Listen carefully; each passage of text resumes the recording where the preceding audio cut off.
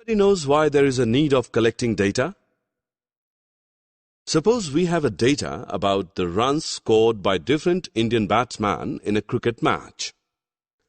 By looking at the data, can you interpret which Indian batsman had the highest runs during the year? No. Therefore, to find that, we need to collect data regarding the highest runs scored by each batsman during the year. So children, unless and until you don't collect the appropriate data, you cannot know the desired information. We collect data to record and organize it. But why do we need to do that? Look at the following data. A class teacher of class 7th listed the weight of 10 students in this way. Is this data easy to understand? Now look at this data. You can easily know which student has highest maximum weight and which has least. So when we put data in a proper table, it becomes easy to understand and interpret.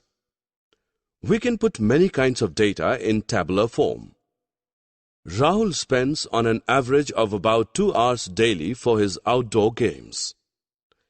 The average temperature of New Delhi at this time of the year is about 40 degrees Celsius. Have you noticed the word average? By average, we understand that Rahul usually plays for 2 hours.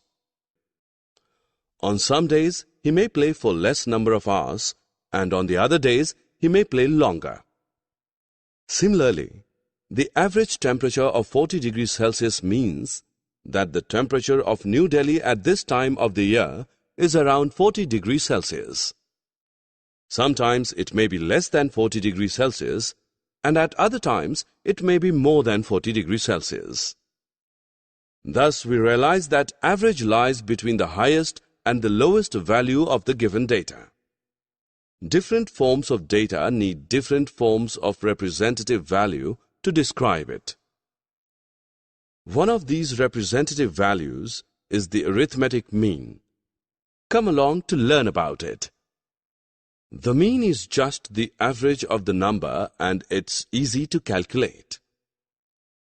Basically, mean is equal to the sum of all the observations divided by number of observations. Let us calculate the mean of these numbers. Add up the numbers first. The sum of these numbers is 60. There are total 5 numbers. So the mean is equal to 60 divided by 5, which equals 12.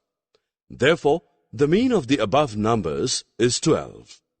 Rohit is an intelligent and very studious boy in the class. He gave his maths test 7 times to improve his marks. The data shown here is displaying the marks scored by Rohit. Can you calculate the mean test marks of Rohit?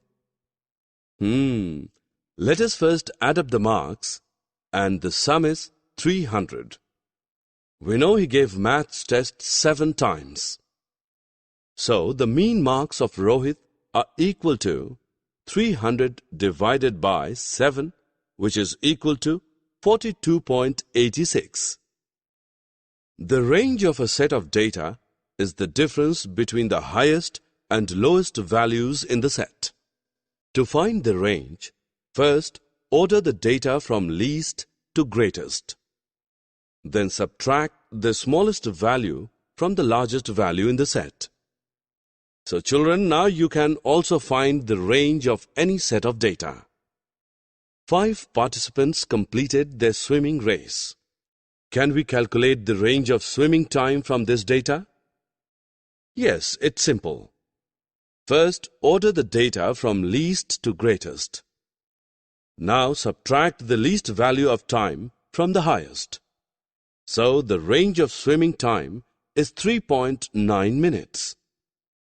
The mode is simply the number which appears most often.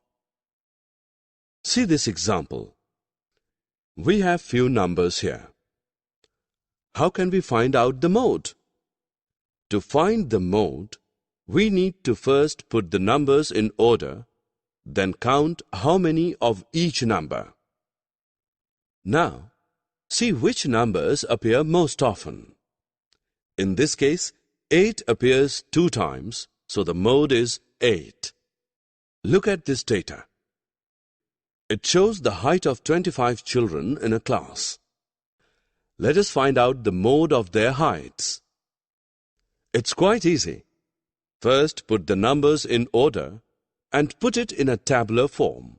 Then count how many of each number. See, 163 appears 9 times, so the mode of the children's height is 163. Median is the value which lies in the middle of a group of numbers that have been arranged in order by size. Let us find the median of these numbers. Firstly, we need to put these numbers either in ascending order or descending order.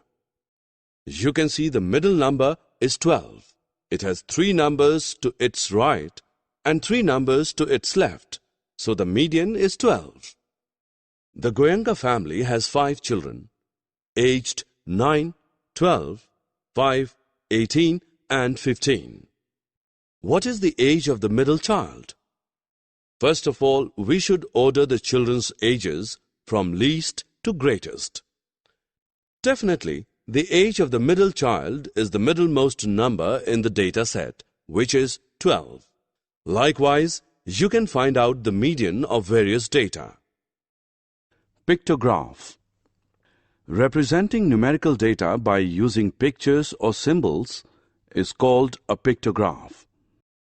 Pictographs are easy to read, express large number of data, but cannot express exact values. This is the pictorial representation of games selected by people in a colony.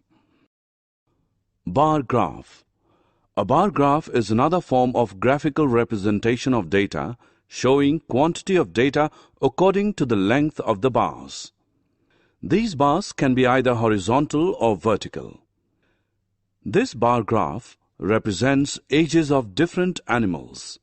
From this bar graph, we can get the age of animals.